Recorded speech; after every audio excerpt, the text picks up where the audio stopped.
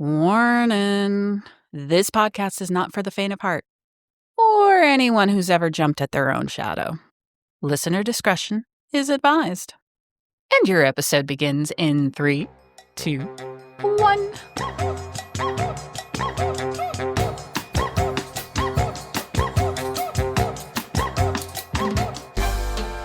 Joey. What? Are you ready? What? I'm always ready. Are you sure? Yeah, sure. I was born ready. Of course you were. Hello, my lovelies, and welcome to the Lusty Library podcast. Yeah, we're back. We're doing it. With me today, I don't know, she's looking at her phone. Who are you talking about? You ain't talking about me. I'm always present. It's my lovely friend, Miss Joey. Hello. Hello. And Miss Birdie. Are you ready for this spring? I'm so excited. Yes. Oh my God, are you kidding me? I'm so ready. I'm like doing beach reads now. Yes. Because I'm already ready for the warm weather. Yeah. This is what this book is to me. This is my beach read in the middle of the snow. Where Where I'm like, no. I am there with my lovely cocktail. Yes. Reading this. There's lots of great water, beachy references. Uh-huh. Ooh, Bird, you can get your fake tan on. I've already got it on, bitch. Yes. So welcome. If you're a first-time listener, let me tell you what we do here. We pick a book that we have never read before. I get my friends over here. I serve them a lovely, yummy cocktail. And we talk about the book. And we are just hoping that there will be some lovely, lovely, smutty stuff somewhere in the mix of a great, great, great storyline. If you've already been here before, thanks for coming back. We know you're a glutton for punishment, and we love it. A glutton for all the good things in life, not necessarily punishment. I mean, anybody who sits and listens to us for multiple hours is getting punished in some way. They've got a very strange kink. But if you have come back, thank you. Now do us a favor. Have you given us a review? Yeah, I'm looking at you. Did you go over to Apple? Give us a couple stars, but not just some stars. We want words. You know how Birdie and I love words. So go do it. Go do it. Do it on Apple. Do it on Spotify, wherever you listen. Spotify makes it a real pain in the ass, I gotta tell you. There's no, written reviews. There's comments on the episodes, which is nice. But, why can't all the platforms just make it the same? I don't know, but you know what I hear in there? What? Challenge. Up for a challenge, Did you folks? tell me it was hard? I want to do it now. Ooh. Lexx is challenging you, everybody. All right, today we have a fun book. I'm so excited to talk to you about it. We are reading Rhapsodic by Laura Thalassa. And, we want to do the responsible thing. So just giving you the trigger warning now, this book does have some situations where it deals with rape. Let me give you a little synopsis. Calypso Lyssus is a siren with a very big problem, one that stretches up her arm and far into her past. For the last 7 years, Callie has been wearing a bracelet of black beads up her wrist, magical IOUs for favors she once received. Only death or repayment will fulfill her obligations. Everyone knows that if you need a favor, you go to the bargainer to make it happen. He's a man who can get you anything you want, at a price. And everyone knows that sooner or later he always collects. But for Callie, he's never asked for payment. Not until now. When Callie finds the bargainer in her room, a grin on his lips and a twinkle in his eyes, she knows that things are about to change. At first, it's admitting a truth, a single bead's worth, acknowledging the attraction between them. But the bargainer is after more than just rekindling their connection. Something is happening in the other world. Fae warriors are going missing one by one, and only the women return, each in a glass casket, a child clutched to her breast. For the bargainer to save his people, he'll need the help of the siren he spurned long ago, if she can forgive him. I remember when we first started recording, Birdie, you were like, oh, I can't wait till we have fairies fucking. We have fairies fucking. Oh, it's so true. It's so true. I was really excited for fairies. Honestly, I didn't know what the fuck to expect with fairies. This was not what I expected. Like, when you think of fairies and you haven't been indoctrinated into real fairy world, you're like, it's Tinkerbell. No. I'm sure that exists on the internet somewhere, Somewhere. but that's not our lead. Nope. This ain't Tinkerbell. So the book goes in 2 timelines. We follow the main character, Calypso, also known as Callie, who I love. I really liked her. Oh, yeah. She was strong without being a brat. She had the tragic backstory. It's almost like these books, everybody's influenced by the early Disney movies. Every main character has to have a tragic backstory. Somebody's parents dead, usually the mom. Calypso was raised by an abusive stepfather who she ended up killing to stop the abuse. And we loved her from the very first chapter. Absolutely. But she's got this dead body. She's almost in the magical world. 16 is age of majority, so she could be tried as an adult. And he's a powerful dude. So she's afraid that if she goes to the police, she's going to get locked up, even though he was the one abusing her. And so she knows the story and has seen the business card in her stepfather's stuff of the bartender. So she calls him. Wait a minute. Back the train up.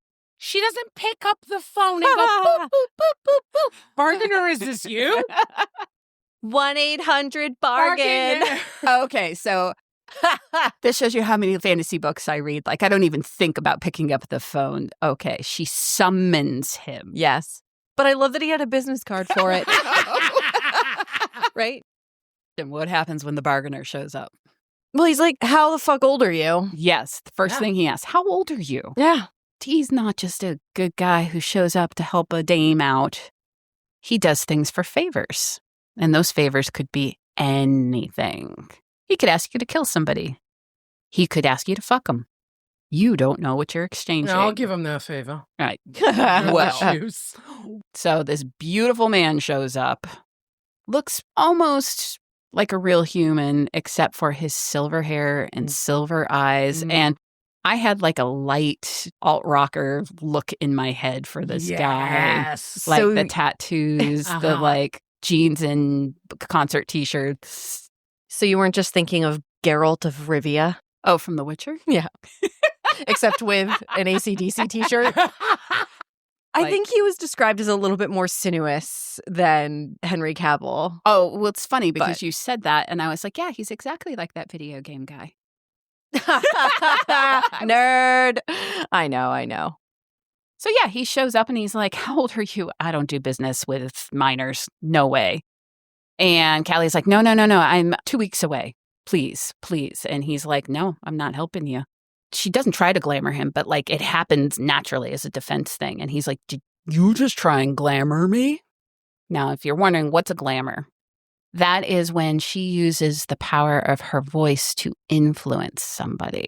And that's what it means for sirens. For other beings, it's a glamour can be like an image that they put over themselves to look different. But her power is the voice. Then she realizes what she did, and then she just pleads, please help me. And he kind of goes, all right, once, and I won't charge you. And so he makes the body disappear, and he's like, pack your bags. And he drops her off in a supernatural boarding school in the Isle of Man in Scotland. Which I'm like, sign me up. I know. Lucky bitch.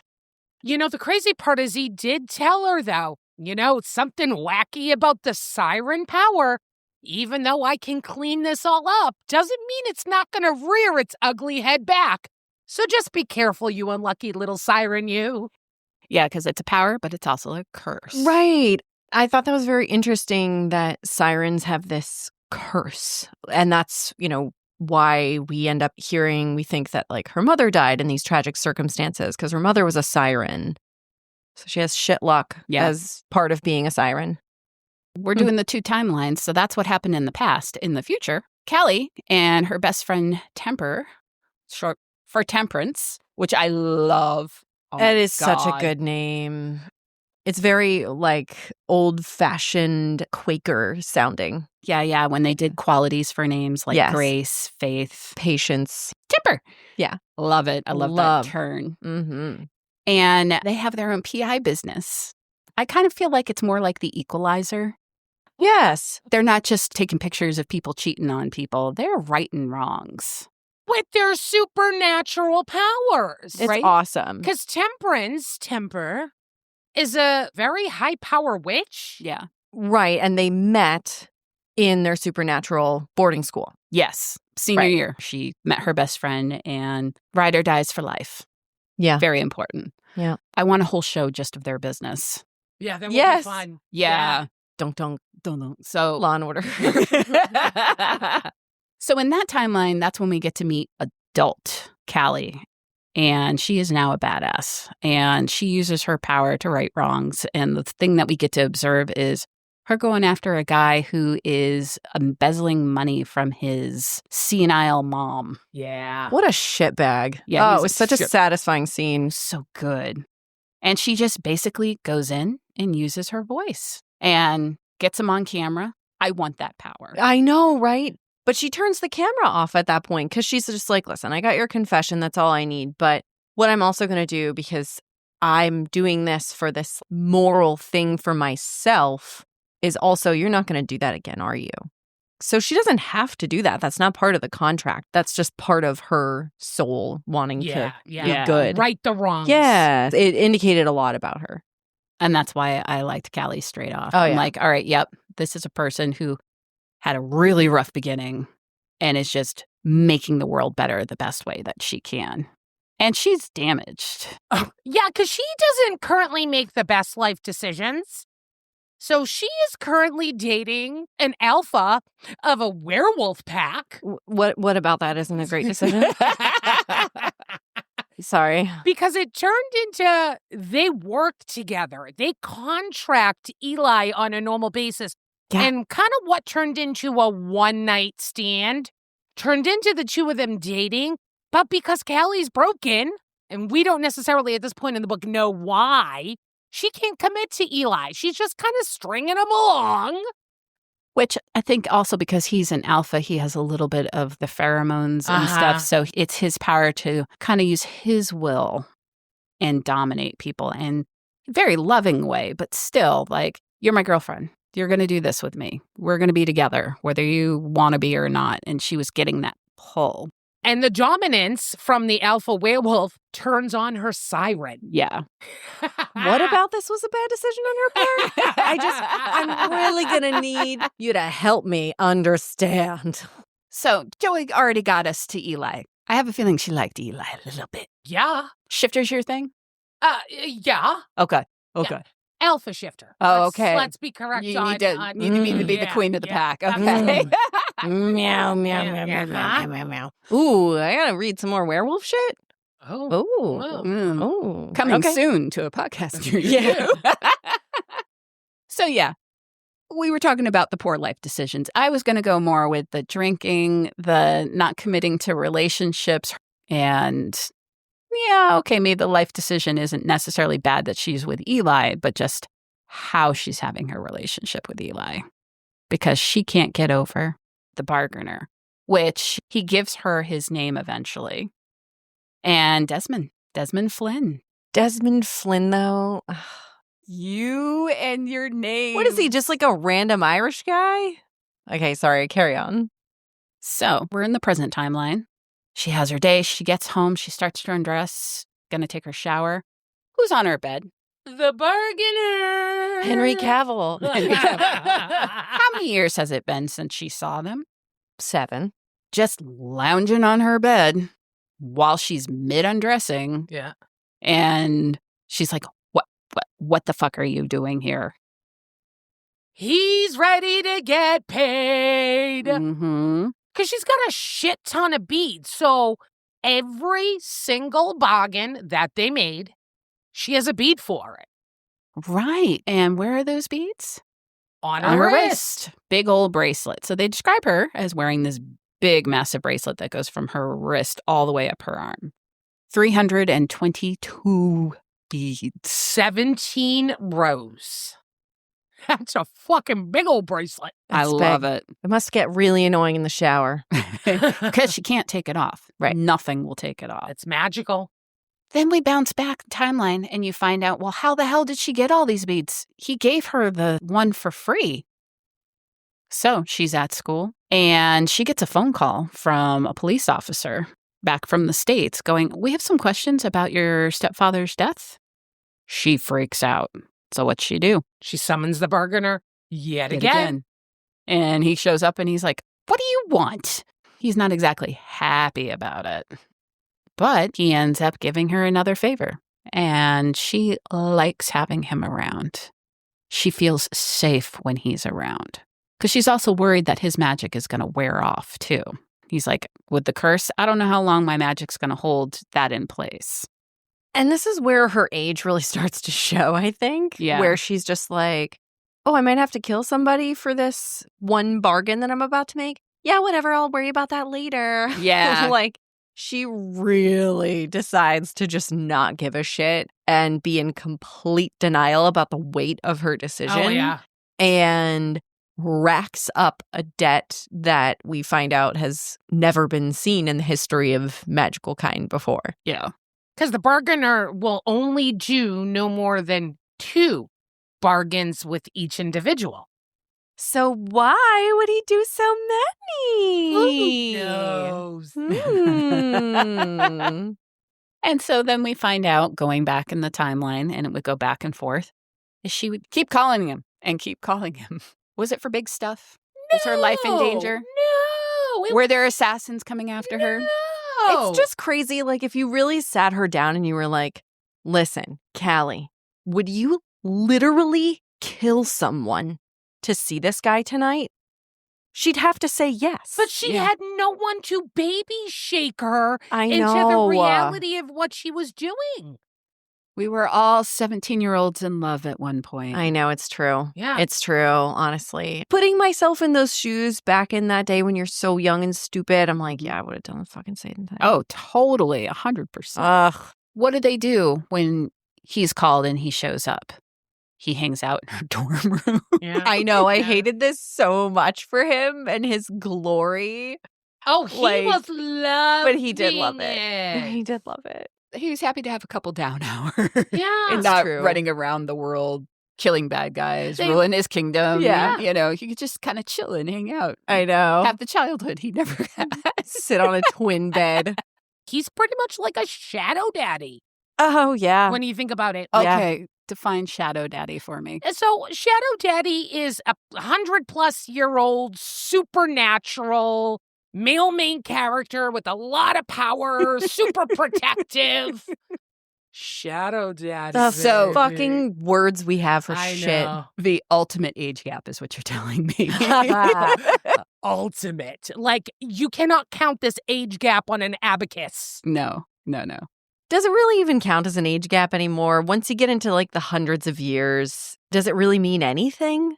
Well, that's just it. I think everybody looks like a little blip Yeah. to him, or an eternal, or somebody who has an incredibly long lifespan. So does that just make him extra dirty, or does it make it not count anymore? I don't know. In my head, it made it not count anymore. Yeah, same. Yeah. I was willing to swipe that under the rug. Yeah. Yeah, that wasn't there. That jerk, you didn't see it. But I didn't even feel bad about it at all for 1 second. No. Yeah. We find out Bargainer's his fucking side gig. It's not his real job. Yeah. Dude is the king of the other worlds. Hot. Yeah. I was like, why is the king of the other world doing this as a side job? And he actually does it to make his kingdom wealthy, because every time that he does something and he gets a favor, that is power, and that power makes his world more rich. Yeah. So it's not just a random side gig. Yeah. His world runs itself. Chaos just ensues everywhere. Yeah. You know, he has people to take care of that chaos. And part of his job is to make sure chaos on Earth happens Yep. so that it fuels the chaos that happens in the other world. So every time we go back in the timeline, we're seeing these little vignettes of how he and Callie are getting closer and closer and closer. And it's so cute. It's very sweet. He starts taking her around the world, and in the idea that like she's helping him with his debt collecting. But really, he's like, hey, you want to see Venice? Here you go. You want to see Tibet? Yeah, God, I over wish. here. Right? Yeah. Like, how could a 17-year-old not fall in love? I know. So in these flashbacks, we get to see how he, quote unquote, stole her heart. Yeah. And why she's so heartbroken. So flash forward to the present. He's back. He collects on his first debt. What's he make her do? Oh, that sounded so good. I know. That's great. He kisses her One hell of a kiss. after being gone for 7 years. You clearly, by this point in the book, know he was her first love. Mm-hmm. Broke her fucking heart. Shows up 7 years later. Hey, I'm here. Now we're gonna make out? Guys, Joey's yelling so loud, shit is echoing in the house. So good. But he did really break her heart. It's He fucked did. up. I would have slapped him across the face. Yeah. What a shitbag to come back and be like, I'm going to kiss you for your first date. Well, we find out later why. Find out a lot of gone. fucking Right, things. but on Yeah, page it's 25, you're like, Juice Canoe? Where the fuck have you been? Yes, and also I was like, he's a fucking fairy king. Of course he's going to be an ass about it. Were you expecting anything else? And at this point, let's say she's 24. She's a very old 24. She's Yeah. seen a lot of shit. She's experienced. And I do like that she's not swooning. I mean, she liked the kiss, but she's not like, oh, Des, you're back. Thank you. Let's run off into the sunset together. She's like, what the fuck? Yeah. And immediately she freaks out. Yeah, of course she does. She's like, oh, fuck. I'm in trouble. Grady kissed me. I lost a bead. 321 more to go. She's Yep. like, he let me off easy on that one because fairies like to fuck shit up and like play with their food before they eat it. Yes, very well That's a put. really good way. Beautiful analogy. Yeah, so Welcome to the fairy world. Because in the fairy world, are humans revered? No. oh Now, right. They're Yeah. to be used. They're the help. Callie's freaking out. She doesn't tell Temperance what's going on right away. She tries to make it be like, everything's fine, brings donuts to the office. I don't know why she doesn't just dump it all on her. It's her best friend. She hasn't even told her. That's the only thing that I was like, she should have told her sooner. You know what it is? Her 24-year-old self realized she was a dumb fuck when she was 17 years old and should have never incurred 322 IOUs to the bargainer. So you think she was just kind of like embarrassed? Yeah. To admit it? How do you Probably. explain that to someone? Mm. He's a big bad. right. The supernatural police have their most wanted list. Right. And he was in the top 100 big baddies on the list. Yeah. So she's like, well, one of the things I got to do is my life is going to get real complicated real soon. He's going to start collecting debts. I got to make sure I break up with Eli. Out of all the things that she decides is important, Well, listen, she hasn't given Eli the respect that he honestly deserves. He's committed to their relationship and he's a good guy. He Yes. loves her. Yes. He treats her well. He's committed to the relationship. He's Very putting committed. himself into it. She's just stringing him the fuck along. So honestly, this is the nicest thing she's ever done to the poor fucking guy. I don't know if breaking up over the phone is the best way to do it. Right. But I did understand why she had to do that, though. In the immediacy. of Because it, he yeah. was, on his cycle. yeah, he's on his cycle. Yeah, there's right, that. Right. Because he's in his medium werewolf form, so she can't actually see him. And she's like, well, I could get pulled away to the other world at any minute now. So I'm not going to see him, maybe. So I got to break up with him right now. So this is shitty, but it has to happen. He takes it like such a champ. I think he just didn't actually let it sink in. He's like, yeah, honey. We'll talk about this when I get back. Sure. He's on a job, but he's also in what they call the Sacred Seven. Yeah, he's on his werewolf cycle. So he's hyper emotional. This is when he shifts at the full moon to the wolf. The few days before and few days after, he's just too emotional. And she just dropped a big ass fucking can of worms on his lap. Hey, so I owe the bargainer 322 favors and he's gonna come collect and I may have to kill people's out. I think it's over. I mean, what other better way to break up with somebody? He's like, huh?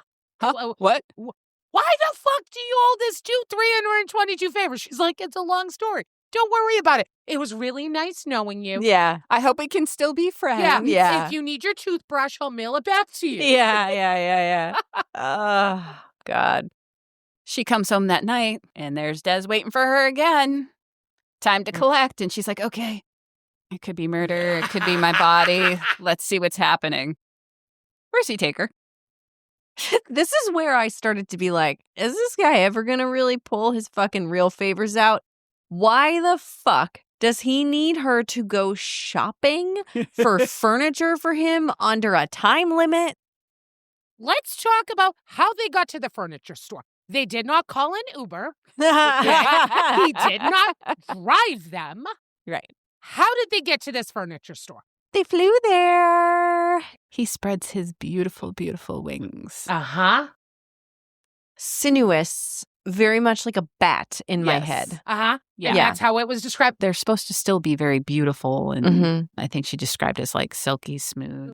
You know, like the soft skin of a man's balls when they're shaved? That's what I was envisioning. Yeah. Very sensitive. Yeah. It was very sensitive because she put her hand across it and he was like, oh, yeah, Yeah. don't do that. Yeah. Uh-huh. Not while we're Uh-huh. flying, babe. I know. That was like exactly what went through my head. I was like, oh, so it's like his balls. Okay. Don't ask me how I know what shaved balls feel like. We don't have to. I think I would actually be more concerned if you didn't know what shaved balls felt like. You think? Yeah. Okay. I think generationally, you're more often able to find shaved balls than non-shaved balls. At least here. Yeah. Oh my God, that's hilarious. Generationally shaved balls. Oh, fuck. These balls are as smooth as eggs. I just want to throw it out there. I really liked the way that Laura wrote the descriptions of the magic in this book. Yes. So, like, she gave these really interesting descriptions about, like, the magic, like, seizing her chest up and, like, closing around her windpipe the closer she gets to the time limit of the things that she needs to get done. Or, like, if she doesn't start doing the thing that he's asked for, it starts shutting her body down. And the descriptions are really great. I liked it a lot. Yeah. It was one of my favorite parts of, like, the world building Yeah. that Laura did for this book. It was great. I agree. I really like the way she did that. And the same thing with her siren's voice. The descriptions of that the people try and fight it and they just can't. Yeah. Ridiculous payback on the second bead. And she even says, like, is this what we're going to do? Are you going to waste my fucking time? She walked right into that. Yeah. And he's like, well, I had a whole bunch more things planned, but if you don't want to do these kinds of things, then. What a fucking idiot. Fucking, she's asking for worse things to do? Mm-hmm. What? That was like the only moment where I was just like, Callie. But she's Girl. also the kind of person that's like, just rip the Band-Aid off. Yeah. Let's That's just true. do it True. because Yeah. it's worse waiting. Yeah. Then she finds out bad things are happening in Dez's world. Many warriors go missing. The women come back Mhm. and they are in a glass coffin, comatose, with a baby. Yeah. Oh. And babies are fucking weird. yeah. And they've got a bunch of them now. They have so many of these that they have like a spare warehouse because they ran out of room in the castle. Ugh, it's so dark. And the babies are really aggressive. They're speaking prophecy. Babies that are 3 months old. They have fucking fangs. They're biting. And some of these humans that are caring for them won't speak to Des to tell them the things that they're seeing. So he asked Callie to come down to the other world with him. They would rather die because he does ask them. He uses his power and they die, the ones he asks, because they won't give away the information. And the season comes up and they let it happen. Yep. And these kids are like from infant to like 8. So, because been going on since just before he first met Callie. Mm. The only people that can take care of these children are humans, because if they try and take care of the children, they can fall asleep. Mm-hmm. It sounds like they feed off of these women, so you think that they're there as like normal wet nurses. No. They're not feeding like a normal wet nurse. They're like just latching onto their bodies and sucking their blood. It's fucking creepy. I gotta tell you, as creepy as that was, instantly I was like, oh, this overarching plot line, phenomenal. Like, what the fuck is happening down here? Well, first of all, I was like, okay, you've got all these sleeping warriors. You're bringing them back into your kingdom. You've got these weirdo kids, and they're placed all over the place. Come on. This is a terrible idea. And I think they addressed that. They're like, we can't kill them. Well, the problem is these children were actually born from the wombs of these female warriors. And crazy enough, they all had the same baby daddy. I mean, you want to talk about child support, baby. Hundreds of little babies. Creepy, but awesome. Yeah. I loved that component of the story. That creeped me out so much, especially where Laura already set up the thing of abuse early on. Yes. So you've got another type happening here in the Fae world. It just, gave me the heebie-jeebies. Blah. While Callie has found out that she's got to help Des, we have Eli come back. Sweet Eli. Oh, he doesn't give up. Callie's home one night. Des has been away a few days. She's getting ready for bed and knock at the door. And she's like, oh, it's Des. She looks through the people. She goes, oh, shit. And she just hears, I heard that. I forgot about that part. That's funny. It was funny. And it's Eli coming to visit. And she's like, what are you doing here? It is the Sacred Seven. What the hell are you doing here? And he's like, we can't leave it like you left it, babe. You're making it seem like it was soft and it was fucking gentle. He's like, I ain't letting you go. You my mate. She's like, excuse me? Yeah, he throws in the big 4-letter word well, there. That's just it. She was like, why are you here during the Sacred Seven? It is dangerous for you to be here. Why did your pack let you come? Yeah. He's like, oh, they don't interfere in mate business. She's like, what? Oh. Excuse me? Man, yeah, he really chose a great time to throw that out there. Holy shit. And I can just see her in her brain going like, I didn't think it was this serious. Yeah, I was just total panic, flee the scene moment. Like, as if she wasn't already gonna leave him. The word mate is like the number one thing where she's like, ding, ding, ding, ding, ding, gotta go, bye. Yeah. Like, Yep. Commitment issues. And not bye. just commitment, but for a pack. They use the word pups. Yeah. Yes. Yeah. I'm like, big thing. Yeah. the thought of childbirth already, that's hard enough. The thought of like back to back to back to back to back to back to back. No, I like seeing my feet. They're there. They're pretty. I like having my own body. Like, I do like my vagina to stay between my legs, not between my knees. I like Yeah. breathing. Yeah, it's not a full clown breaths car. of air. Wow. Yeah. No. Mm-mm. This is where his alpha comes in. And he's like, no, we're going to be great together. I want you. You are mine. Uh-huh. And the siren is called to it. But so is this the moment where they're standing there talking and then smash through the window? He was kissing her, lips on jaw, like he was trying to seduce Yeah. her. Was he? Okay, I Yeah. don't even remember that. Oh, yeah. Shit, okay. And the 2 times I read it, I don't remember that being part of it in my vision of this scene. Then who shows up? Dun, dun, dun. Smash through the window. I Uh. love it. Where she's like, you couldn't use a fucking door. I know, right? Well, first of all, His Majesty, Desmond Flynn, Emperor of the Evening Stars, Lord of Secrets, Master of Shadows, and King of Chaos does not use the door. Well, he does sometimes. He just blows it away. But then he can fix it, which is Yes, one of his handy-dandy absolutely. magic Oh. tricks. I will say, though, I did like when he busted through the window that Eli covers Callie to make sure that, like, the glass doesn't get into her. Oh, of So- course. Of course, yes. course. We 'Cause like Eli. Eli's an upstanding man, Yes. but he's never going to measure up next to Des. So Des comes crashing through the window and shows up in full force and stands next to her with his Wings. wings out. Oh, yeah. Doesn't he, like, end up wrapping her in one of the wings, too? Like, to pull Oh, her maybe. close? I want to be wrapped in a wing. Yeah. I didn't know I wanted to until I read this book. Yeah. Oh, the kink you find in these books. She can see that Eli is getting ready to lose it and change. And Des can also see that Eli is going to lose it to the wolf. And so he gets her out of there. He flies her away to his beautiful beach home in Catalina. Like, come on. I love that. With a beautifully brand new furnished guest room. They just left Eli alone in her place to rip the shit out of it. They're at Catalina. He explains exactly why he needs her help and what's going on with the fairy world. And then he takes her there.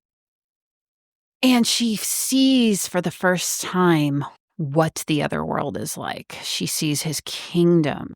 She sees how people react to him and the reverence that they have. And they have reverence for her, which is kind of weird because she's just a human. Most of the time, they're just the hired help. Mm-hmm. So you knew something was going on as they're flying there. Des is holding her. And all of a sudden, these little... The pixies of the West Wind came in and they're like in her hair. They're touching her face. They're laughing. They're happy. They're talking to Des. And he's like, yeah, I know she's very pretty. That was cute. It was cute. just like, oh, what's happening here? And they'd say something and he would translate it, and they would say something and he would translate it, and it was cute. And then they said something and she's like, what did they say? And he's like, nothing. And then the little pixies get mad at him and he's like, no, nothing.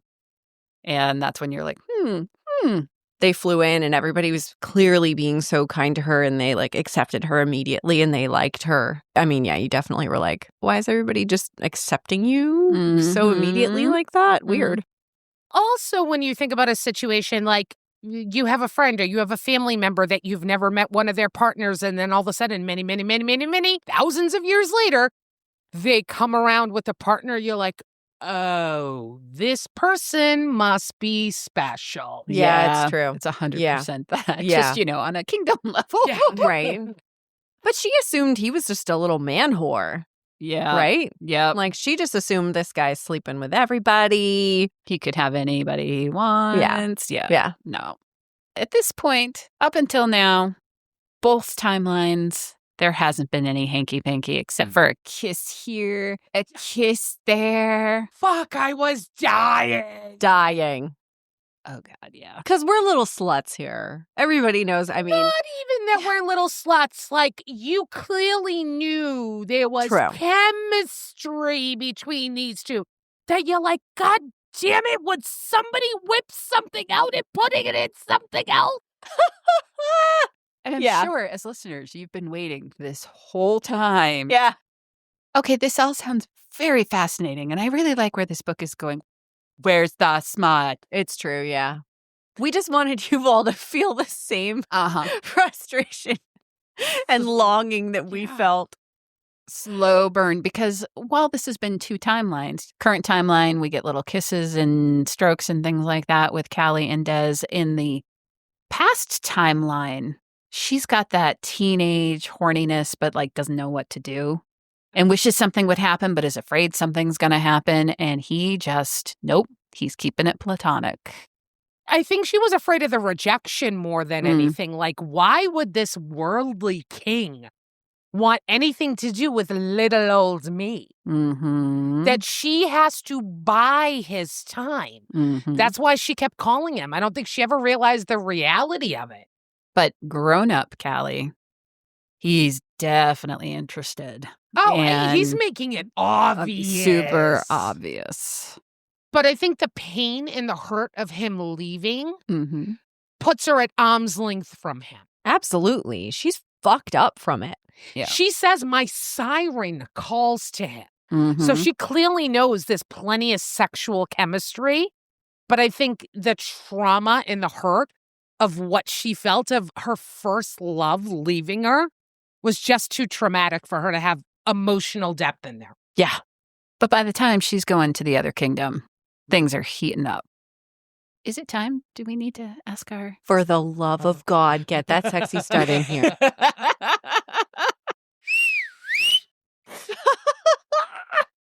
Take it away. I'm tempted to bring him to the edge, only to stop. That's what the siren wants. Enjoy his lust, and then make him suffer. But a bigger part of me wants to see this through to the very end. This man who left me but agonized over it. This love who seemed jealous of my exes. This usually polished king who's going to come in his pants because I want him to fall apart under my touch. I watch him with awe, my eyelids lazy. His high cheekbones are even sharper at this angle, his crafty eyes focused on my face as his hands squeeze my thighs. Too good, Callie. I move my hand faster. He hisses out another breath, his hands moving over me like they're trying to find exactly what they want to touch but can't decide. Eventually, they settle on my hips. I work him, feeling his body tense beneath me. He groans. Going to come. I lean in and kiss him as he jerks against me, again and again and again. His fingers tighten against my flesh, trying to pull me closer to him. I smile against his mouth when I finally feel him relax. He breathes heavily against me, leaning his forehead against mine. You want to know a real secret? He rasps. I nod against him. I want to wake up to you every single morning. Haven't had one of those before on our podcast. It's true. Have another sip. The storyline was super captivating, and I didn't feel anything was missing. It was just a want from my end where I'm like, oh my God, that's how they want each other. So it started to get steamy. That scene's about the 58% mark. These two did not have sex until the 78% mark of the book, and it was a one-off because the rest of the 22% of the book was crazy storyline. Yeah. Yeah. Did you read the rest of the series? Oh, fuck yeah. Does it get more schmut? It does get more schmut, in the storyline just spins the fuck out. Yeah. The end of book one, you think you have a semi-understanding about who the big bad baddie is. You have no fucking clue. Oh, really? You have no fucking clue. I had a feeling that was the thing. Yeah. Like that they were leading it in this direction, and you find out there's another layer. There's 14 different layers until you get to the cream filling of Oh the my fucking God. dessert. Oh, wow. Okay. I will tell you, I think this paced beautifully. If you're going to read this book, which I personally think you should, I say you get all three and you read them back to back to back. Huh. Okay. So yes, there is smut in here. I love that she was in control of that little piece. Yes. But there's also some reciprocation a little later on. Mm-hmm. And then they get down to business. I mean, there's nothing like getting reciprocated in somebody's throne room. Yeah. Asshole. It helps. Yeah. You know, it doesn't suck. Let's put it that way. Right. Yeah. I mean, this book, it delivered finally on the schmut that we wanted. But then, yeah, I do agree, Joey. Like, I think if you are into the schmut and you want that schmutty satisfaction, really, it probably sounds like you at least need to go through book 2, right? Yeah, absolutely. Yeah. But then Okay. you won't want to stop because Yeah. the storyline Right. just keeps evolving in there. And Okay. you're like, okay, you're not really the big bad baddie. Yeah. Wow. Something happens. Why are these women still sleeping? Where did all the men go? Where are the male Shit, warriors? right. So many pieces. There really are a lot of pieces, and it was beautifully woven where it wasn't overkill. Oh, no, I'll have to read another cool book. Yeah. Yeah. Yeah. But, so, okay. We had our nice little bit of smut. She did her piece in his kingdom where she met the children. Ugh. Tried to pull out that information. He had to get her back to our world, deposits her back at his house.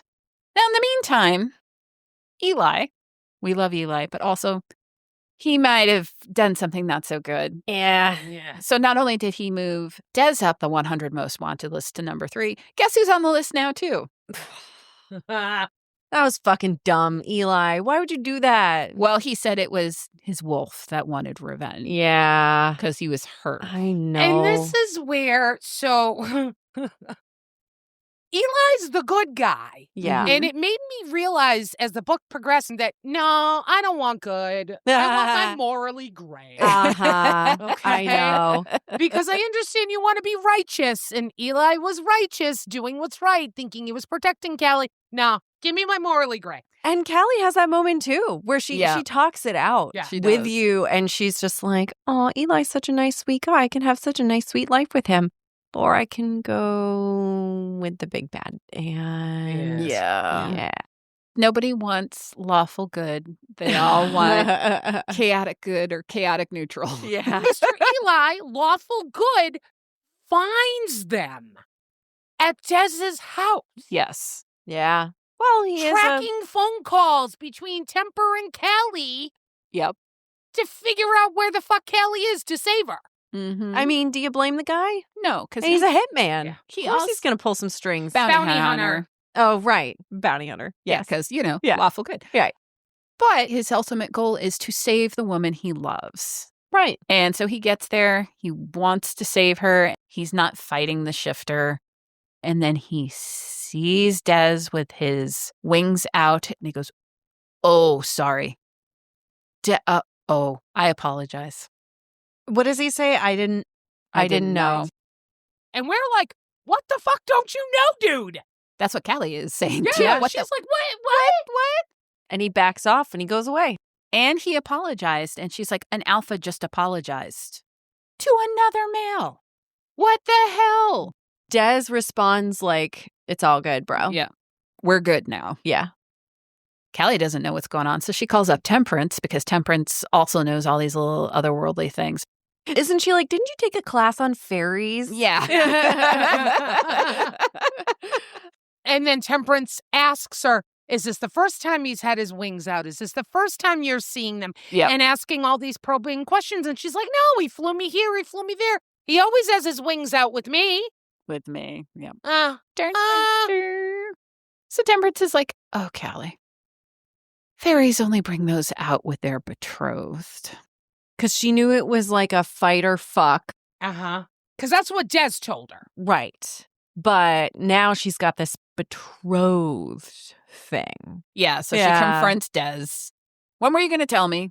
What the fuck, you liar? But the great part is, as that scene closes, we get a flashback. And it's such a good flashback. We go back to the ultimate endpoint of 7 years ago. So cue the John Hughes type movie. Yes! That's all I could picture was like, okay.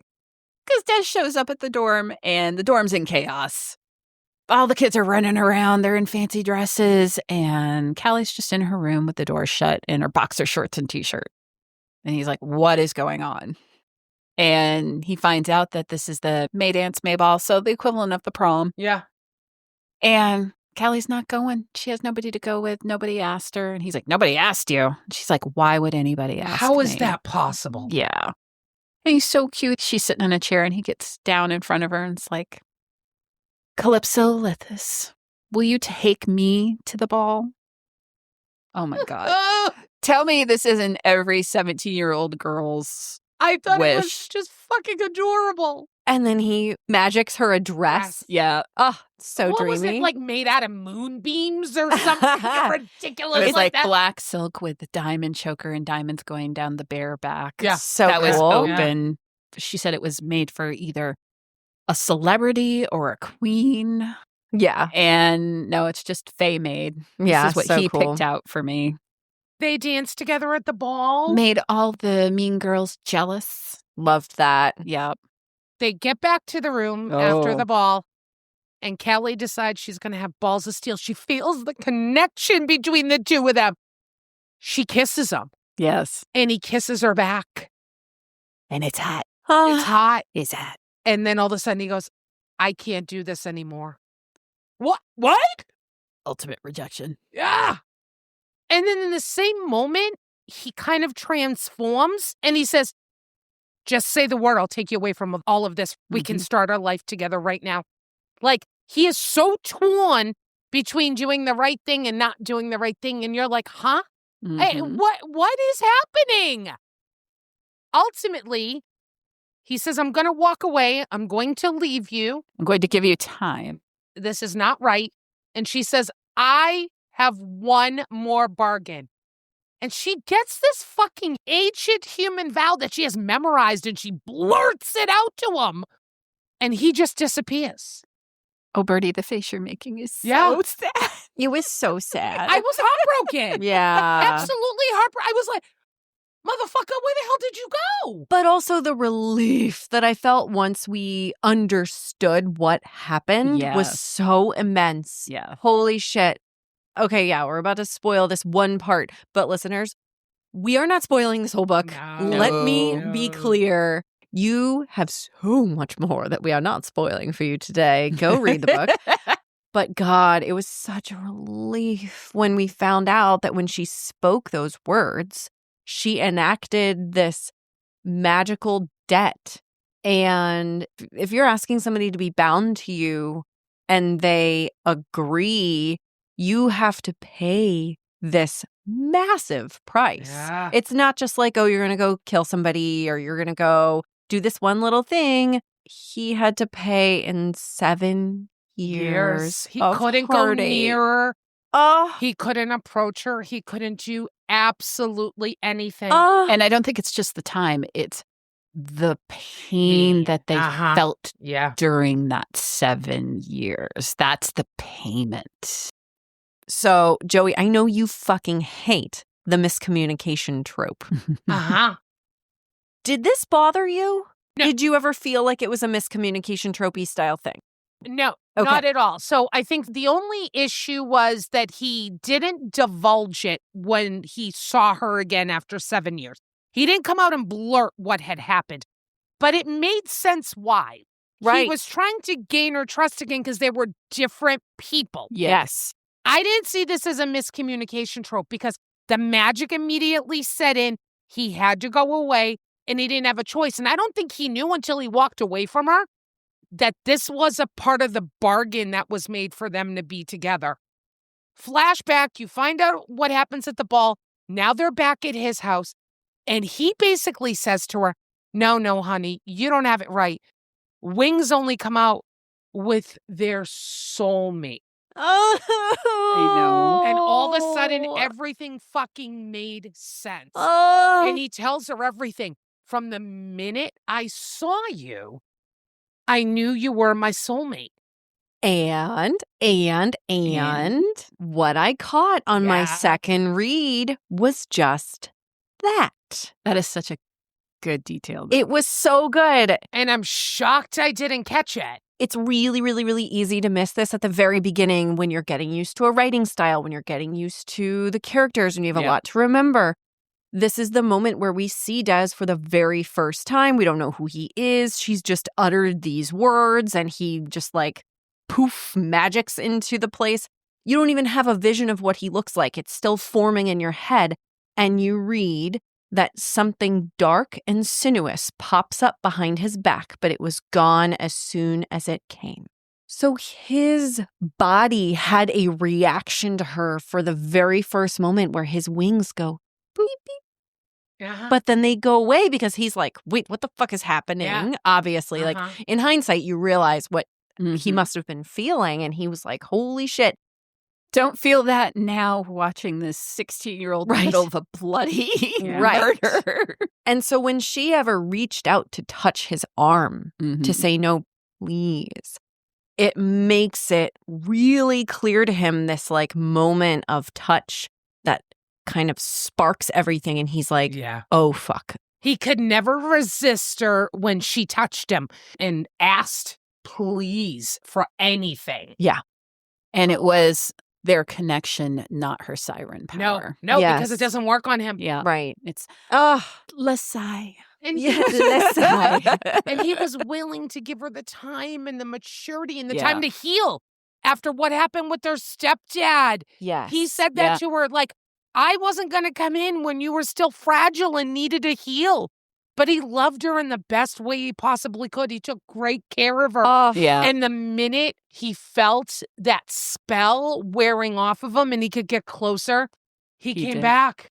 but it was so sweet. The way he was like, I tried to see you every single day. And it Yeah. would just hold me Be back. Oh. And so he bought that house in Catalina Island to be as close to LA as possibly get. But he couldn't go any closer. Oh, It was really sweet. This one's a real cutie. Yeah. Yeah, it was really nice. We're going to stop there. Go read the book. If you haven't read the book, read the book. If you have read the book, get in there and put some things in our social media of like, I loved this. This was my favorite part. We want to hear it. Okay, so listen. I really liked this book. Let me tell you about the one thing I didn't like. What didn't you like? I did not like some of the names. And I did not like the poetry type cadence that came about, like fee, fi, fo, fum. Oh, you're talking about throughout the book. Callie hears an evil voice occasionally in her dreams and then eventually waking. Yes. And yeah, it's got this like kids' Mother Goose fairy tale. Yeah. I actually liked that because I thought it worked with Fairy's fairy tale. I Went mean- back to this big Mother Goose book when I was a kid that I used to read all the time and very much was that for me. Yeah. So to each their own, Yeah, really. But yeah. it drove me fucking nuts. Of course I did. Because it pulled me into Mother Goose. That was my only thing. I wanted Mother Goose to get elevated just a little bit more. See, and I thought it worked pretty well, actually, especially like when the creepy kids are talking. Yes. Yeah. Yeah. Yeah. Like when she was singing lullabies to the creepy kids and using her siren voice for it. And it was more about the power of her voice than the words she actually used. And she's Right. like, I was singing Twinkle, Twinkle, Little Star. That I thought was great. And that was very much in context and Yeah. totally her character. Totally. Absolutely. There was just some of it when I was like, I wanted to push the envelope a little bit more, but that's just my opinion. So I totally felt like it was like the creatures of the other world knew how it existed in our world and was playing on that. oh, that's interesting. Yeah. Didn't Right. bother me, but Yeah. I get your point. Refill time? Oh, yes. Ding, ding, ding. I want another of these, baby. Yeah. And also, if I have another one, I think I'm going to be fucking wasted. Holy shit. This one, it's called The Siren, and I guess they make it at the Ritz-Carlton. Oh, shit. We're fancy. I didn't know we were so fancy today. We're going to the horse races. Oh my God, stop that. But yeah, I just did a couple little twists on it, so I'm glad you liked it. It was really good. You know what, Lex? I got to say, out of the three of us, you really put a lot of energy into crafting cocktails. You sure do. My ass just Googles ones that are like, ooh, this would work for the episode. You go ahead and you try and you test and you booze on a Tuesday to make sure we have the perfect cocktail for our episode. This is delish, though. I love it. I'm glad you like so it. good. So what is this called? The Calypso Siren. Ooh, I But love it. so you made these fancy fucking ice cubes and everything? Oh, yeah. So the original drink has grapefruit and cranberry juice ice cubes. But because this book has so much blood going on in it, I get this tart cherry juice concentrate from this place called Fruit Fast, which actually I have some family members who are owners of the farm that makes this juice. And I so- got to tell you, folks, Lex turned me on to the tart cherry syrup, and it's like fucking crack. Put it on your vanilla ice cream. Put it in your seltzer to jazz it up. It's so good. My husband's obsessed with it now. We get regular deliveries. So, yeah, But shout when out you to the Fruit Fast. pour it, it looks like blood. Yeah. Oh, So I it's mixed a good. nice thick recipe of it and froze it in ice cubes. So if you guys noticed as they were melting, it kept like darkening the the drink. cocktail. Yes. so it starts off as this like light, lovely kind of peachy color, and then just it's like blood. I think you one-upped the Ritz-Carlton. It's so good. Thanks. Yeah. So if you guys want the recipe, hop on our website, thelustylibrary.com. We always post the recipes there. Cheers. Is it that time Oh my God, I sure fucking hope it's that time. It's that time. Da-da-da-da-da-da. It's time for Dishing with the dames. Birdie, do you have a question for us today? Yeah, I sort of do. Sorta. Just sorta, kinda. Maybe. Is this just an impromptu? I'm going to pull it out of my ass and Yeah. make you answer it? Yeah, it is. All right, here we go. All right. So I kept envisioning Dez's wings being like ball skin. Not like the shape of balls, but the wings are like ball skin because it talked a lot about how they're really sensitive. So I'm just going to say it. Are you licking balls or not? Your question is, do we lick balls? Do we lick balls? Yeah. Yeah. Okay. Yeah. Okay. Listen, Yeah. I have a confession. I wasn't really historically licking balls until very recently in my career. Right. Yeah. I'm so proud of you trying new things. I really was trying new things. I think it just also depends on the guy. I just haven't, I guess, been with a lot of guys that are like my balls. Well, there's a lot of things to consider, like the hygiene of the person, which Yes. also, if your hygiene is not up to snuff, I'm not going anywhere near you for whether it's lips, neck, Yeah. or balls. Right. Like, if I can't get near you and be a foot away from you, I am definitely not going near your ball. I mean, I Right. can think of one other place that's a little bit more important than the balls, Joey. The balls are just a counterpart. Well, they're adjacent. Yes. Balls adjacent. Balls adjacent is very important.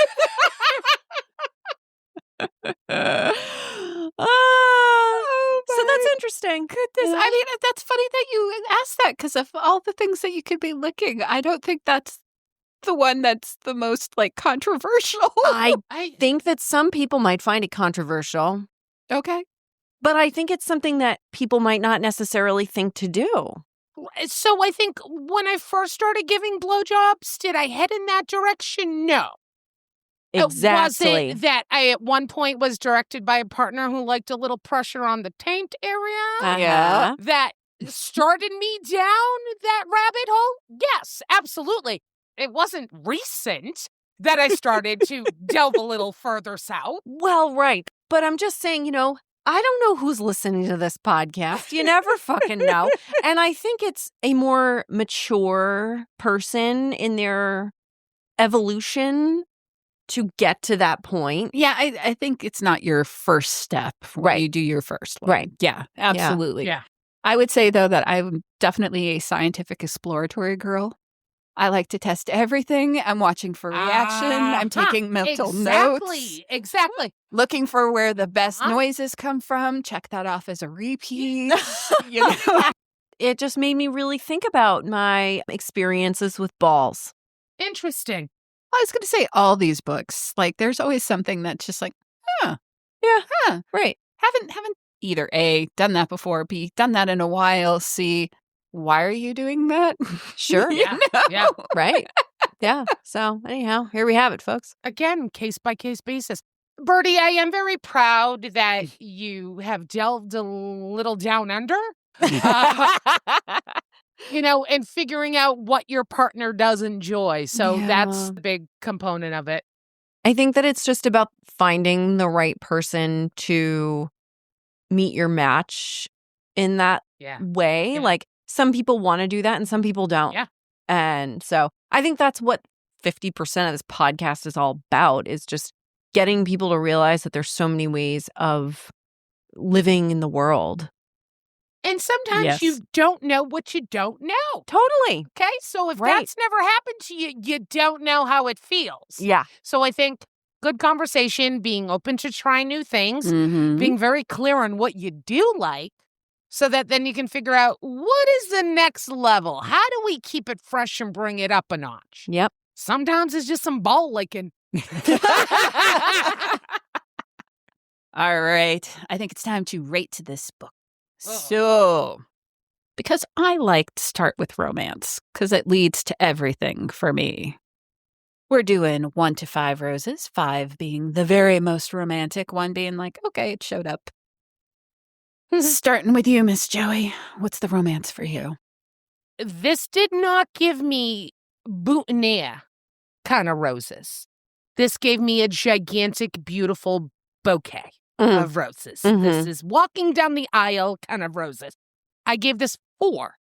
I thought the romance was really strong. I liked how no matter the time that had lapsed between them seeing each other, that chemistry and that love was still there. This was eternal love. And it wasn't insta love. This love took a long time to be able to create and then sustained. And then if you read all 3 books, the love keeps blooming. 4 for me. Ooh. Okay. Bird. My initial gut, honestly, put this at a 5 for romance. I thought this was one of the most romantic books, and their relationship was just so romantic. I really loved the way he gave her space, the way he wanted her to live her life, the way that he treated her from end to end with such care and respect, and this deep, deep, patient love was so sweet. It was really, really, really tender and just the epitome of romance. And I liked that she had a very different experience in it. The very childlike, I mean, she was very young. She was blindly in love. So we got all the different kinds of romance in the book. And it was so cute to see how his very mature approach went alongside her absolute blind love. She would love him no matter what. Super, super, super romantic. Yay. And very satisfying in the romance, too. So this happens a lot during our discussions, but it's usually me to you, not you to me.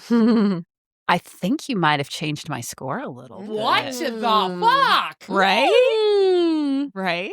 So I was originally coming in at a 4 because I'm like, yeah, it was super romantic, very cute. It was just the kind of romance I was looking for at the time that I read it.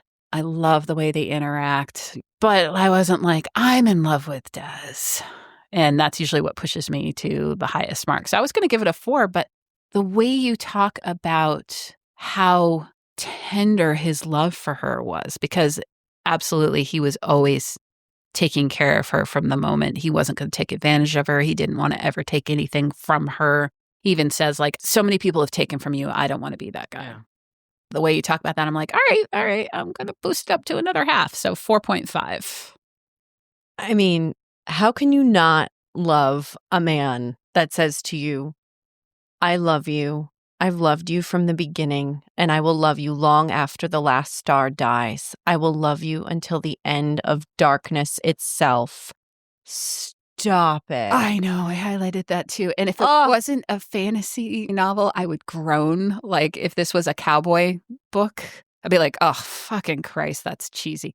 Because it's the kind of book we're reading. I'm like, yeah, I'm all about it. Give me this. It was such a sweet, give me the epic, wonderful proclamation. And you have to think when an immortal or a supernatural being that has lived thousands and thousands and thousands of years chooses to love you as their only love. Yeah. I think that has more impactful. Totally. God, yeah. Birdie, you're changing right in front of my eyes. Right in front of my eyes. All right. Let's talk some SMUT. Smut. All right. We are looking for some raindrops. 1 to 5. Birdie, how smutty is this for you?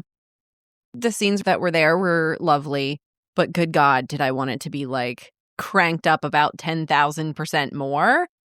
So this book, you're not reading for the smut. Mm-hmm. Do you get a certain satisfaction from it? Yes. But you're not reading it for the smut. So, I mean, honestly, it gets a 2 because I want... I am an absolute whore for that shit, and I would have given her like another 50 pages to just put it in there in their honeymoon phase.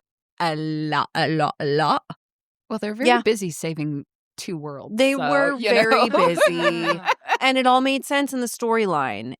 I wanted it to be so much more in depth. Like the one scene that we got, I wanted it to be 17 pages. I wanted a lot more. I wanted it to be a lot more kinky too, because he's like a fucking fairy that's lived forever. Give me some more kink in there, you know? Like, but this book is not for that, but book 2 might be. So here you go, Joey. All right. So, two. Yeah. I get slow burn. Mm-hmm. And this was definitely slow burn. There was a lot of emotion in it.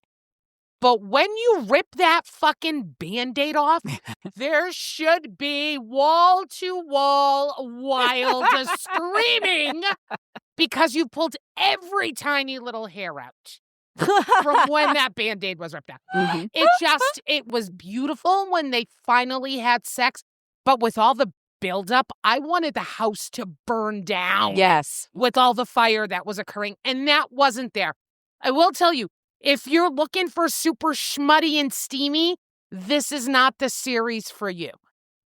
But what is there is good, and it's a huge connection, and I think it's more lovemaking than dirty, schmutty sex.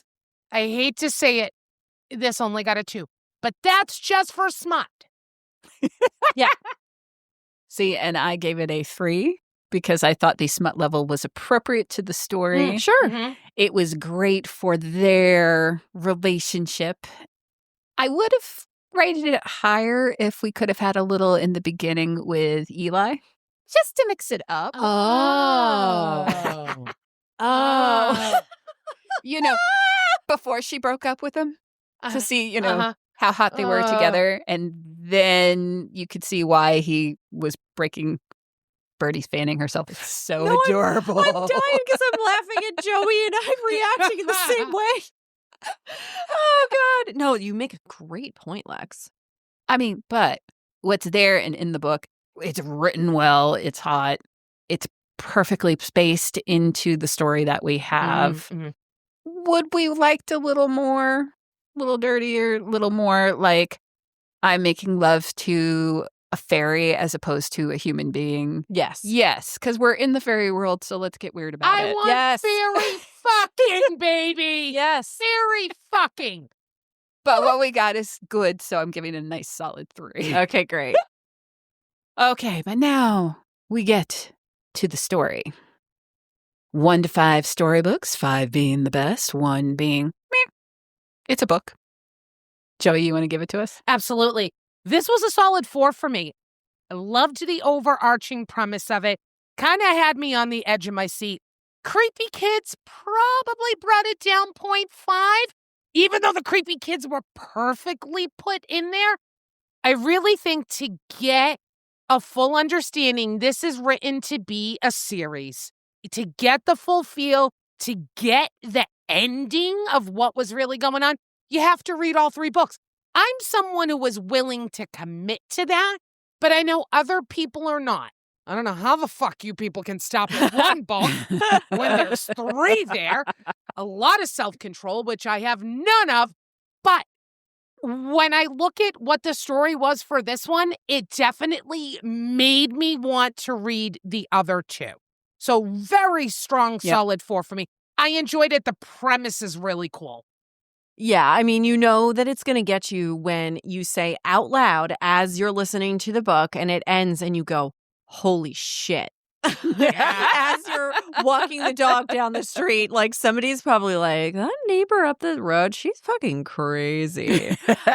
Yeah, I ended it and I went, holy shit, because there's just so much more. There's so much more and you just know it immediately. And it's not the kind of like punch in the face, oh, fuck, it's done nicely. It's a nice ending, but you're just like, you immediately understand the level of the depth of the story that you're about to get into is deep. So the story for me, it's a 4. I thought it was absolutely wonderful. I went on about my opinions about the poetry and some of the word use in the world building, which knocked it back a little bit for me. If that was a little bit more elevated, I probably would have gone to like a 4.5 just for my personal opinion on it. Because that is the world that she's creating. So that for me weighs a lot into the story itself. But otherwise, I thought it read really nicely. I like how she wove the timelines. I thought it was interesting. When I find the time, I probably will read the other 2 books. It's funny you said that. You'll probably find time later to read the other 2 books because, I've got them on hold too. Yeah. I'm waiting for the series break when I could just be like, okay, I've got free time. I read this one in Libby audiobook. Yeah, get the others on hold. Yeah. Yes. Oh, thank you, local libraries, for helping us stay connected to all of our smut. Yes, thank you. So for myself, yes, I give this a big ol' 4. I thought the story was awesome. I loved the world that she built. Usually, I don't do too much urban fantasy because I like a full-on fantasy world with whole new things for me to learn and stuff. But I love the way she wove it into our world. I mean, you've got 2 different worlds going on, so that for me, like, oh, this could happen. I love that. That's so much fun. And I loved the 2 timelines.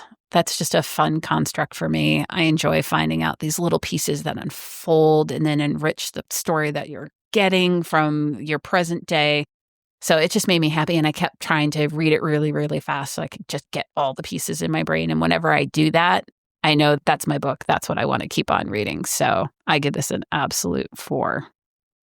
All right, it is time to throw this in our cocktail shaker and pour ourselves a drink. What do we think overall?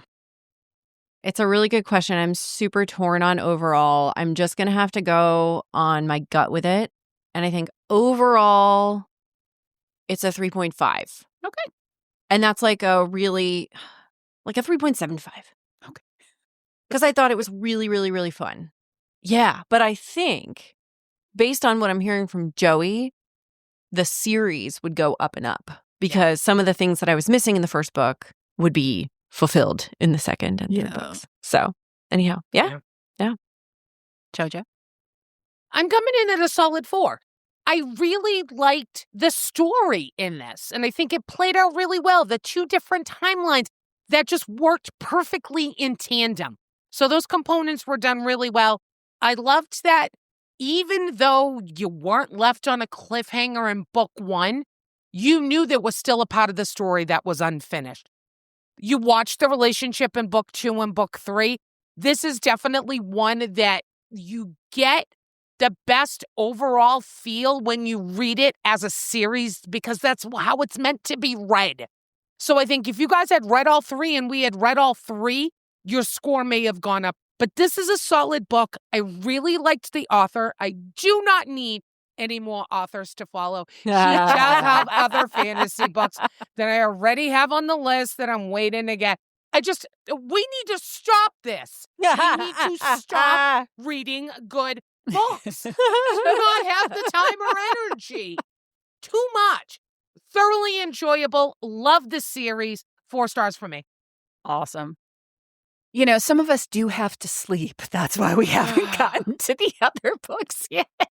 I just want to say, Laura, thank you for giving me such a fun time. I loved reading this book. I am giving this a 4. I was so thoroughly entertained. I was absolutely invested in Callie and Des. I love the world. I love all these little pieces that you have left to bring me to the other books. Like, I love a good serial. It just makes me so happy. And I want to know what happened to the warriors. I want to know what happened to all the men. I want to know what's going to happen when all these kids are all over the entire empire and get kicked into things. I want to know what's going to happen to Tess and Callie. And the fact that you are making me think about all these things tells me that you wrote a very entertaining book that I just can't let go. So big ol' 4 for this one. High praise from Lexx. Mm-hmm. All right. Woo. That was a whole lot of book. A lot of drinks. So thanks for joining us. And do you love what you're hearing? All right. It is time. Hop on to all our social medias and let us know the love. We are on Instagram, Blue Sky, Facebook, and now introducing Patreon. So get over there, follow us, get all those updates so that you will know when the next episodes are coming out. And get those previews on the drinks so you can be all set and ready for your own little hosting party. Absolutely. And I will say, if you don't want to follow us on social media, you can at least follow us where you're listening to us. So you can follow us on Spotify, YouTube, Apple, and get notifications when the new episodes come out. And you know what? We just keep giving you more. You could hop on over to our website, thelustylibrarypodcast.com, and join our mailing list. Get all the new updates that way, too. Listen, we need your support. Because if you look at our podcast on any of these platforms, we look like nobody is listening to us. But we know you're hearing us. We know you're drinking with us, reading with us, and laughing with us. Now it's your turn to help us and let everybody else know how freaking awesome we are, or at least how awesome I am. Who cares about my other two co-hosts here? Get your ass over to Apple, get your ass over to Spotify or YouTube and rate us. You gotta let the algorithm do its work so that other people get us on their page when they log in and they're like, who are these chicks at the Lusty Library? Please make sure you leave a review. If you don't know how to do it, visit the lustylibrarypodcast.com. Under episodes, there's step-by-step instructions. Help us get our podcast out to other listeners who are going to enjoy it. Oh, hey, and guess what? What? Just to throw it out there, if you want to start reading now, next episode coming in 2 weeks is going to be my pick. Girlfriend, what did you pick? It's a whole other fucking world, let me tell you. We keep it fun and interesting on here. It is called Wild Eyes by Elsie Silver. And wow, are we in a whole other world than we are in this episode. So if you're feeling like you want to read about a hot single rancher dad, come on down. Come on down. We do not keep it boring. 2 weeks. Oh, my goodness. Thanks so much for joining us. Thanks for listening. We love having you here. Can't wait to see you next time. Bye. Bye. Bye.